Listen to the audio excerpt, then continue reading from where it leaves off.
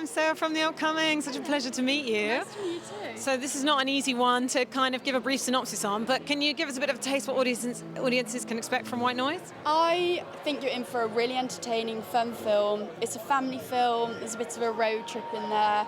However, I think it's very relevant to the time that we're living in. I think we can all relate. We've all been through this. There's no one that can't, understand with kind of the COVID situation.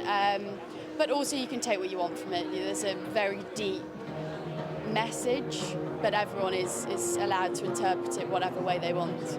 And of course, this novel from 1985, people have been wanting to make a film out of it. It's considered unfilmable, I think, by a lot of people. So what was it like taking on this ambitious project with Noah, but also having people like Adam Driver and Greta Gerwig to work with? What was the whole experience like?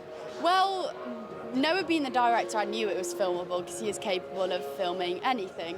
So that was kind of, I was secure with what we were doing. I was confident in Noah as a director. So it was kind of just an enjoyable ride for me. I had the best time. Cast was amazing. Crew was amazing. So it was all just fun and games for me. And it's quite a contrast to other films he's done, which are maybe kind of more rooted in family drama. There's kind of like, a bit of sci-fi in there. Everything's like a bit, not quite based in reality. So what was some highlights maybe from the shoot or more challenging moments? At the same time, though, that family drama is still in there. It's like a Noah Baumbach film, yet there's extra on top. So it's kind of cool to see the difference between Marriage Story and this. And it's exciting to see how he would execute that, and I think he just did it amazingly. I'm so happy with it.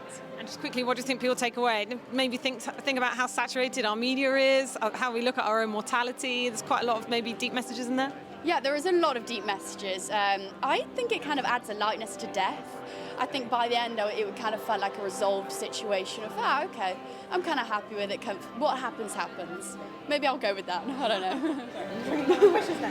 So, you've got quite a big family, similar to the family in the film. Yes. Did you rediscover anything about your own family dynamics through the film? I discovered quite how different family relationships are from, depending on your environment, your atmosphere. Obviously, this is a blended family. It was interesting. I also used my own relationships to understand my relationships with my siblings in the film, so it was very helpful in that sense. Yes.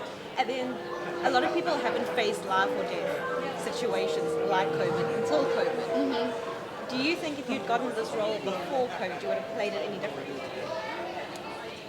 Yes, I think so. I don't know if I'd have played it different, but I'd have thought about it different. I definitely wouldn't have been able to understand on that level because, you have, or at least I speak for myself, you have stuff happening in your family, but there's never like a situation where there's something so out of your control, but it's so dangerous, such a threat to humanity. Definitely. And then filming during COVID, what is that like? It was a weird one. It almost brought us all closer together because we couldn't do anything other than hang out together. I was over for a lot of it without any of my family, so I integrated myself into the Navolas family. Bad, but I've got a coat like you, waiting for me. So the film, I found it was quite quirky and out there, very wild film. Yeah. I wondered for you, it was like the most interesting about, being in there. So it's interesting making it. Well, I have a big family, so I think that family setting, that sibling relationship is one of the most interesting things. Just because, everyone has such a different relationship with their family and their siblings, and I always find it really interesting when that's explored in films. Yeah. I mean, speaking of family, obviously I'm Adam Driver and Greta Gerwig being your parents, which is pretty awesome. Kind of cool, right? Yeah. What was that like for you to kind of work with them and kind of have them not only be your family members, but kind of be in a mentorship role for you in a way? Yes, it was amazing. I learnt from the best. I watch them and admire them every day. It's easy to forget when you're in a scene. They just become someone that you're working with, another friend in the scene, and then you step away and like, wait, let me just think about what I just did, and it's kind of a surreal thing to think back on. Yeah. And one thing I really enjoyed that was quite I wasn't expecting was kind of the musical number at the very end. Mm-hmm. What was that like to kind of film and do? I knew what he was going for, but I had no clue how it would turn out. And I was so happy when I first watched it to see like how extraordinary it really was. Especially for I didn't know it was the credits, but it was so much fun to film. I think we like rehearsed it maybe for like 2 days, and then we shot it, and obviously we worked with an amazing choreographer.